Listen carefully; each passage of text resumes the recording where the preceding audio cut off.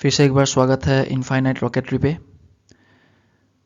हम इंसान इस रहस्यमय ब्रह्मांड को जानने की कोशिश करते आ रहे हैं जब से हम इंसान पृथ्वी पे आए हैं। और इस सफ़र पे हमारे दोस्त बन के जो साथ है हमारे, वो सैटेलाइट्स हैं जिससे हम इस ब्रह्मांड को समझने की कोशिश करते आ रहे हैं, जिसकी हेल्प से। तो आज हम उसी के बारे में बात करेंगे।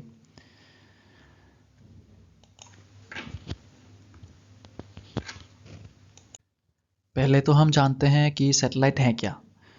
तो सैटेलाइट एक ऐसी ऑब्जेक्ट है जो पृथ्वी के चारों ओर चक्कर लगाते हैं।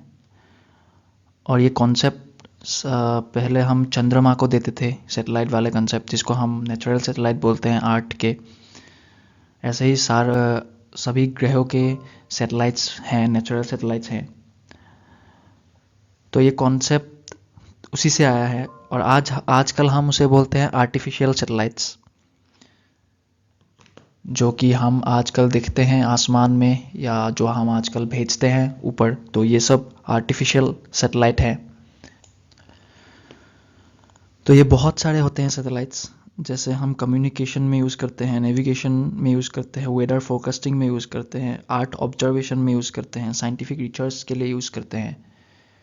तो हम सैटेलाइट्स को बहुत सारे काम के लिए यूज़ करते हैं। तो पहले तो हम जानते हैं कि सैटेलाइट्स कैसे बनते हैं। तो ये जो प्रोसेस होता है सैटेलाइट बनाने की, ये बहुत मुश्किल होता है, जिसमें बहुत सारे कंपोनेंट्स आते हैं। तो इस कंपोनेंट्स के बारे में हम डिटेल्स में पढ़ते हैं, जानते हैं उसको। तो अभी हम जानते हैं कंपोनेंट्स ऑफ सैटेलाइट्स। तो कंपोनेंट्स ऑफ सैटेलाइट में पहले आता है पावर सिस्टम, जो कि पावर जनरेट करती हैं। हम जानते हैं जिसमें आते हैं सोलर पैनल्स। जैसे सोलर पैनल्स में सूर्य की जो एनर्जी होती है, सन की जो एनर्जी होती है, वो लेके उसको इलेक्ट्रिसिटी जनरेट किया जाता है। तो उस तो एक सैटेलाइट में पावर सिस्टम रहती है पहली। और कम्युनिकेशन सिस्टम, जो कि antennas, transponder, transmitter, receiver, data, जो कि सैटेलाइट तक आर्ट से पहुंचाया जाता है डाटा, और उसके बाद सैटेलाइट आर्ट तक पहुंचाती है डाटा। तो ऐसे काम करती है कम्युनिकेशन सिस्टम। तो अभी हम जानते हैं सेंसस के बारे में और पेलोड्स के बारे में। तो सेंसस क्या क्या होती हैं एक सैटेलाइट पे। इमेज सेंसर्स होती हैं, ये आप देख सकते हो यहाँ पे, ये इमेज सेंसर्स होती हैं। और इमेज सेंसर जो कि मैपिंग करने और फोटोग्राफी करने के काम आती हैं। और इमेज सेंसर्स में कैमरेस रहते हैं, जो कैमरास बहुत तरीके के कैमरास यूज़ किया जाता है। एक तो हो गया ऑप्टिकल कैमरास, जो कि एक मैपिंग, जैसे मैंने आपको बताया कि मैपिंग और विजिबल फोटोग्राफी के लिए यूज़ किया जाता है। और इंफ्रारेड कैमरास होती हैं, जो कि थर्मल इमेजिंग के लिए यूज़ किया जाता है और हीट डिटेक्शन के लिए यूज़ किया जाता है। और वैसे ही multispectral and hyperspectral sensors होती हैं, जो कि बहुत सारी वेवलेंथ को यूज़ करके कैप्चर किया जाता है, जो कि यूज़ होता है एग्रीकल्चर के लिए, जियोलॉजी के लिए, एनवायरमेंटल स्टडीज़ के लिए। तो ये सब के लिए भी यूज़ होती है इमेज सेंसर्स। जी हाँ। और उसके बाद आती हैं environment and weather sensors. Image sensors में और एक आती है जैसे सिंथेसिस एपरेचर रेडर। वो भी हाई रेजोल्यूशन कैमरास के लिए यूज़ होता है, जो कि अगर वेदर ख़राब है तो कोई भी वेदर की दिक्कत ना आए, वैसी एक ये होती है सिस्टम, ये कैमरा होती है, जो कि सार सिंथेसिस एपरेचर रेडर के नाम से जाना जाती है। तो वो भी यूज होता है। और उसके बाद एनवायरमेंटल एंड वेदर सेंसर आती हैं, और उसमें भी बहुत तरीके की आती हैं। जैसे रेडियोमीटर आती है। रेडियोमीटर एनर्जी, रेडिएशन एनर्जी को मेज़र करने के लिए यूज़ होता है, और वेदर फोरकास्टिंग को करने के लिए वेदर फोरकास्टिंग करने के लिए यूज़ होती है। जैसे लीडर यूज़ होती है। लीडर जैसे लाइट डिटेक्शन एंड रेंगिंग, वो यूज़ होती है। ये जो आप यहाँ पे देख सकते हो, ये है लीडर, ये है लीडर। तो ये ठीक से लिख देता हूँ, एक सेकेंड। ये है लीडर सेंसर। तो ये है लीडर सेंसर, तो ये काम आती है। उसके बाद माइक्रोवेव साउंडर, ये भी एटमॉस्फेरिक टेम्परेचर और ह्यूमिडिटी को देखने के लिए यूज़ होती है। उसके बाद आती है मैग्नेटोमीटर्स, जो कि मैग्नेटिक फील्ड को मेजर करने के लिए यूज़ होती है। तो ये सब हो गए एनवायरमेंटल और वेदर सेंसर्स। और उसके बाद आते हैं साइंटिफिक रिसर्च सेंसर्स, उसके बाद आती हैं।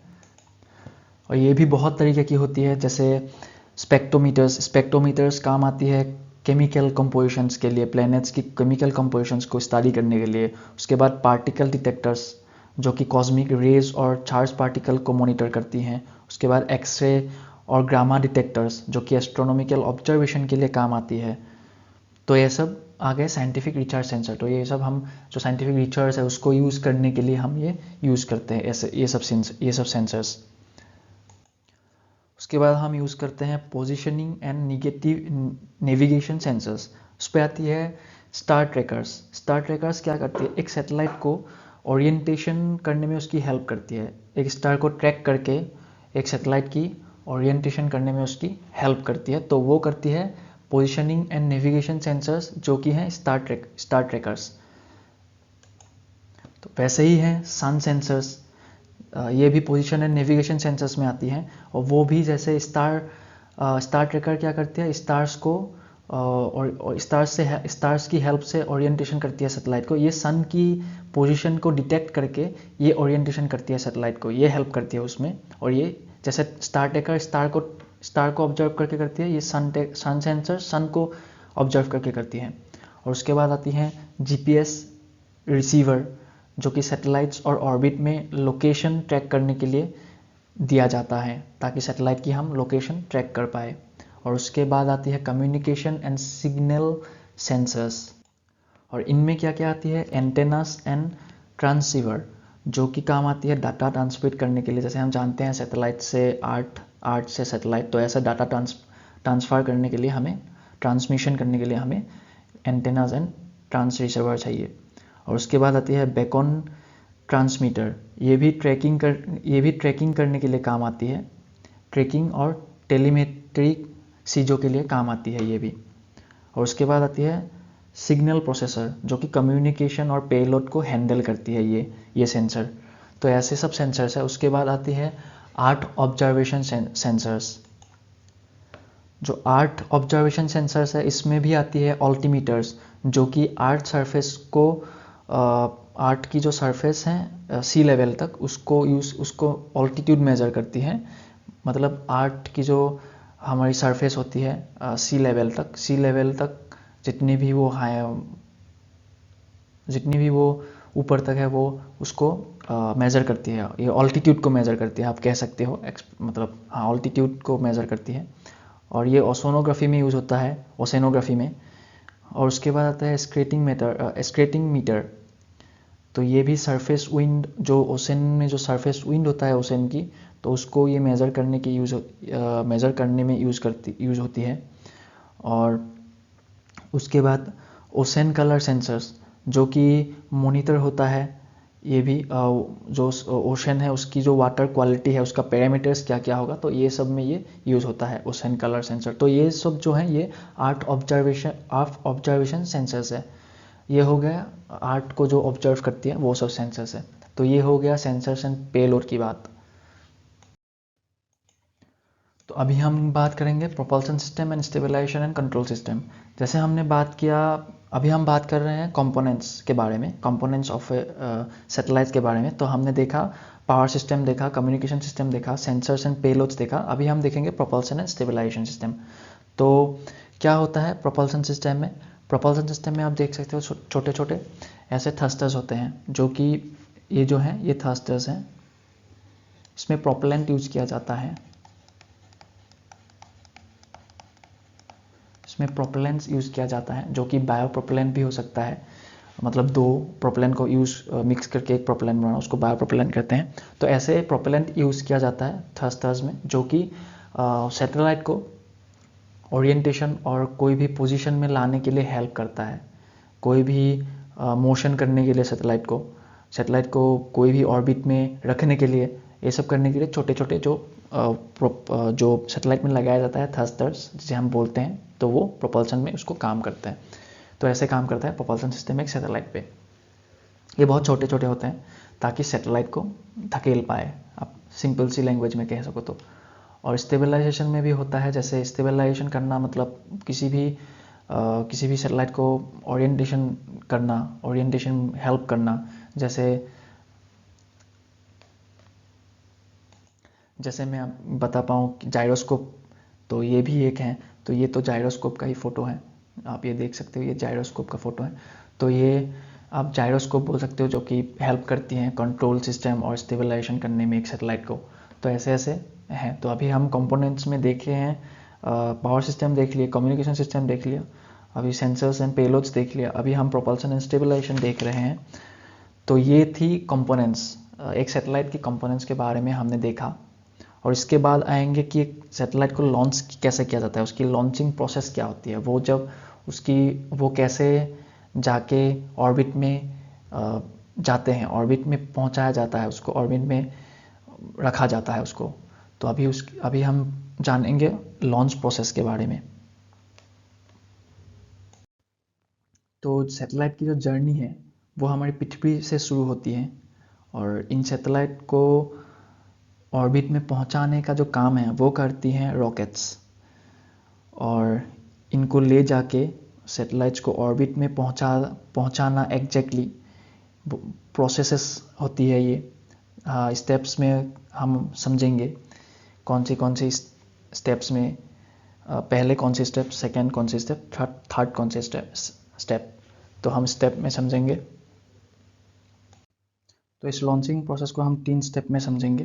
तो पहला जो स्टेप है वो है प्रिपरेशन एंड इंटीग्रेशन, जिसमें एक सील होती है जो सैटेलाइट को डाला जाता है लॉन्चिंग व्हीकल में, एक प्रोटेक्टिव सील की तरह।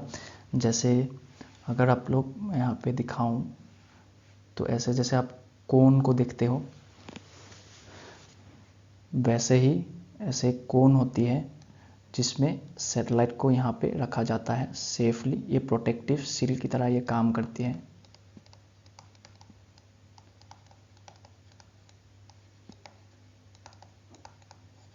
ये प्रोटेक्टिव सील की तरह काम करती है। तो सैटेलाइट को ऐसे यहाँ पे रखा जाता है।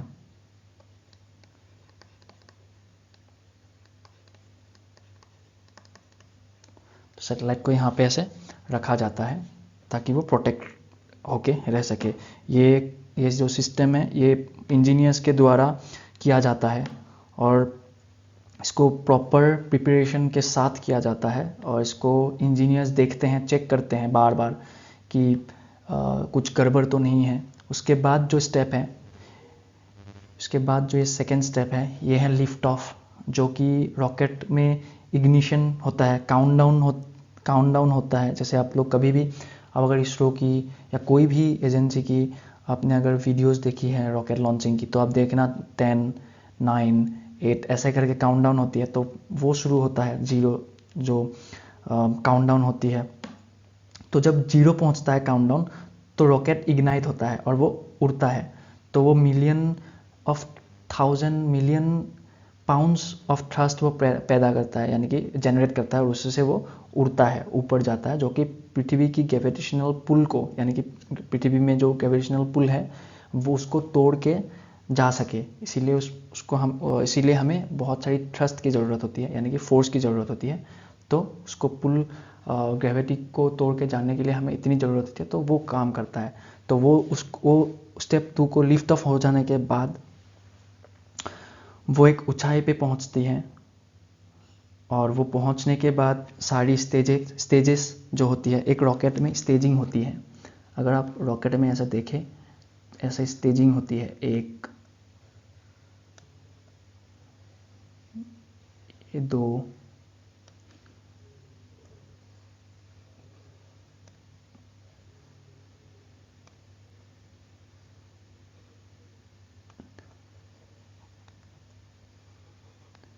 ऐसे आप देखें तो ऐसे स्टेजिंग, एक रॉकेट में ऐसे स्टेजिंग होती है। तो ये पहला तो एक टाइम पे जाके पहले ये सेपरेशन होगा, फिर उसके बाद ये सेपरेशन होगा, उसके बाद ये सेपरेशन होगा, फिर जाके सैटेलाइट ऑर्बिट में ऑर्बिट में छोड़ा जाता है। तो ऐसे ऐसे करके पहले उसकी सेपरेशन होती है, एक एक स्टेज डिटैच होती हैं, उसके बाद सैटेलाइट को ऑर्बिट में छोड़ा जाता है। तो ऐसे सेकेंड स्टेप कंप्लीट किया जाता है, यानी कि जो हम 3 स्टेप्स देख रहे हैं उसमें सेकेंड स्टेप यहाँ पे कंप्लीट किया जाता है। तो उसके बाद थर्ड स्टेप जो कि इम्पोर्टेंट स्टेज है, इसमें ऑर्बिट में पहुंचता है वो जो पेलोड, मतलब सैटेलाइट जो हमने ले रखा है वो एटमॉस्फेयर को तोड़ के जाने के बाद वो उसकी ऑर्बिट में पहुंचता है, जहाँ पे रॉकेट जो ले जा रहा है सैटेलाइट वो छोड़ते हैं ऑर्बिट में। वो तभी यूज होता है थर्स्टर्स, जो हमने कंपोनेंट्स में पढ़ा था, देखा था उसके बारे में। तो थर्स्टर्स वही यूज होते हैं, जैसे ऑर्बिट में उसको डालने के लिए थर्स्टर्स का यूज़ किया जाता है, और वही मिशन के हिसाब से उसको एडजस्ट किया जाता है कि कौन से किसके लिए हमें सही चाहिए होता है, आर्थ ऑब्जर्वेशन के लिए, एटमॉस्फेयर के लिए, या फिर रिसर्च, साइंटिफिक रिसर्च पर्पज़ के लिए, जो कौन सी हमें मोटिव के लिए चाहिए, उसी के बाद उसको ओरिएंटेशन करके उसको सही लोकेशन दिया जाता है। तो ये हो गई। तो कैसे हमने जाना, तो कैसे सैटेलाइट वहाँ तक पहुँचती है, ऑर्बिट तक पहुँचती है, यह हमने जाना। तो उसके बाद अगर हम देखें टाइप्स ऑफ ऑर्बिट, मतलब जो हमने बताया कि ऑर्बिट होती है, तो जैसे हमने सैटेलाइट को ऑर्बिट में छोड़ा, तो ये कौन से कितने टाइप्स की होती है ऑर्बिट, और इसके बारे में हम अगर डीप में डिटेल्स में जानने की कोशिश करें तो हम लोग अगला वीडियो लाएंगे जिसमें हम ऑर्बिट की बात करेंगे सिर्फ, और कैसे काम होता है सैटेलाइट ऑर्बिट्स में, तो वो हम बाद में देखेंगे। लेकिन अभी देखते हैं हम टाइप्स ऑफ ऑर्बिट, एक बेसिक नॉलेज। तो टाइप्स ऑफ ऑर्बिट क्या क्या है? लोअर अर्थ ऑर्बिट है, जियो स्टेशनरी ऑर्बिट है, और मीडियम अर्थ ऑर्बिट है। तो जो ये लोअर अर्थ ऑर्बिट है उसी का ही एक टाइप है पोलर ऑर्बिट, जो हम देखते हैं ना, PSLV व्हीकल, GSLV व्हीकल। तो जो सैटेलाइट जियो स्टेशनरी होती है, जियो स्टेशनरी मतलब ये जो इसमें जो सैटेलाइट है, इसमें जो ये सैटेलाइट है, हाँ, इसमें जो ये सैटेलाइट है ये जियो स्टेशनरी है ये। और उसके बाद जो ये यहाँ पे होती हैं ये पोलर सैटेलाइट होती हैं, और ये पोलर एक लियो की ही टाइप होती हैं, जो कि लोअर अर्थ ऑर्बिट सैटेलाइट है उसकी ही एक टाइप होती है पोलर यानी कि पोलर ऑर्बिट। तो ये भी एक टाइप ही होती है लियो की, लोअर अर्थ ऑर्बिट की। तो ये सब ऑर्बिट हैं जिसमें एक सैटेलाइट को उसकी मिशन की, उसकी पर्पसेस के हिसाब से उसको वहाँ पे रखा जाता है रॉकेट के मदद से।